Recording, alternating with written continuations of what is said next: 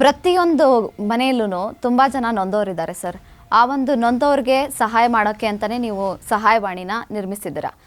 ಈಗ ಪ್ರತಿಯೊಂದು ಕುಗ್ರಾಮಕ್ಕೂ ನಿಮ್ಮ ಸಹಾಯವಾಣಿ ತಲುಪಬೇಕು ಅಂತಂದರೆ ಎಷ್ಟು ದಿನ ನೀವು ತೊಗೊಳ್ಬೋದು? ಪ್ರತಿ ಮನೆಗೂ ನಿಮ್ಮ ಸಹಾಯವಾಣಿ ಹೋಗಬೇಕು ಅಂದರೆ ನಮಗೀಗ ರಾಜ್ಯ ಮಟ್ಟದಲ್ಲಿ 31 ಜಿಲ್ಲೆಯಲ್ಲಿ 224 ವಿಧಾನಸಭಾ ಕ್ಷೇತ್ರದಲ್ಲೂ ತಂಡಗಳನ್ನು ರಚನೆ ಮಾಡ್ತಾ ಇದ್ದಾರೆ ಮೇಡಮ್.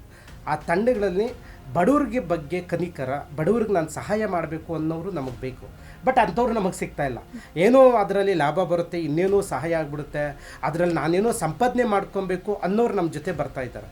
ಬಟ್ ಅದು ಅಂಥವ್ರನ್ನ ನಾವು ರಿಜೆಕ್ಟ್ ಮಾಡ್ತಾನೆ ಇದ್ದೀರಿ. ಯಾಕೆಂತಂದರೆ ಪ್ರತಿ ನೊಂದವ್ರ ಮನೆಗೆ ಹೋಗಬೇಕು ಅಂತಂದರೆ ನೋವನ್ನು ಅನುಭವಿಸೋರೇ ಸಾಧ್ಯ. ಒಬ್ಬ ಬಡವನ ಕಷ್ಟ ಅರ್ಥ ಆಗಬೇಕು ಅಂದರೆ ಒಬ್ಬ ಬಡವನಿಗೆ ಸಾಧ್ಯ.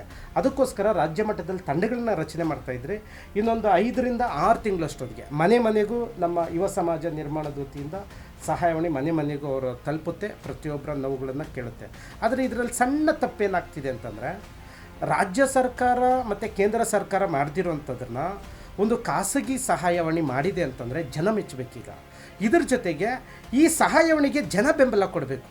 ಆದರೆ ಕೆಲವರು ಟೈಮ್ ಪಾಸ್ ಮಾಡ್ಕೊಳ್ಳೋಕ್ಕೋ, ಇದು ನಿಜನೋ ಸುಳ್ಳು ಅಂತ ತಿಳ್ಕೊಳ್ಳೋಕ್ಕೋ ಸುಮ್ಮನೆ ಕಮೆಂಟ್ಸ್ ಮಾಡ್ತಾರೆ.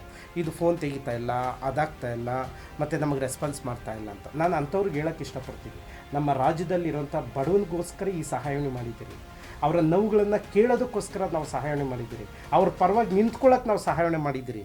ಆದರೆ ಎಲ್ಲವೂ ಗೊತ್ತಿದ್ದು ಶ್ರೀಮಂತಿಕೆ ಇದ್ದು ಪ್ರತಿಯೊಬ್ಬರು ನಮಗೆ ಕಾಲ್ ಮಾಡಿದ್ರೆ ಎಲ್ಲರಿಗೂ ನಾವು ಸ್ಪಂದಿಸೋಕ್ಕಾಗುತ್ತಾ?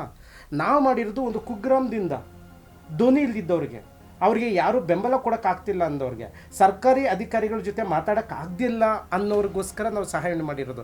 ಪ್ರತಿಯೊಬ್ಬರು ನನ್ನ ಕಾಲ್ ತೆಗಿತಿಲ್ಲ, ನನಗೆ ಸಹಾಯ ಮಾಡಿ ಅಂತಂದರೆ ಅದಾಗೋದೇ ಇಲ್ಲ.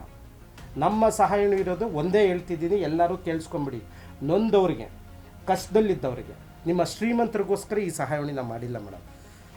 ಎಲ್ಲರೂ ಅವರ ಅತಿ ಹೆಚ್ಚು ಶ್ರೀಮಂತಿಗೆ ಇದ್ದರೂ ಕಾಲ್ ಮಾಡ್ತಾರೆ. ಅದು ನೆಕ್ಸ್ಟ್ ಟೈಮಲ್ಲಿ ಹೇಳ್ತೀನಿ ಏನೇನು ನಡೀತಿದೆ ಅಂತ.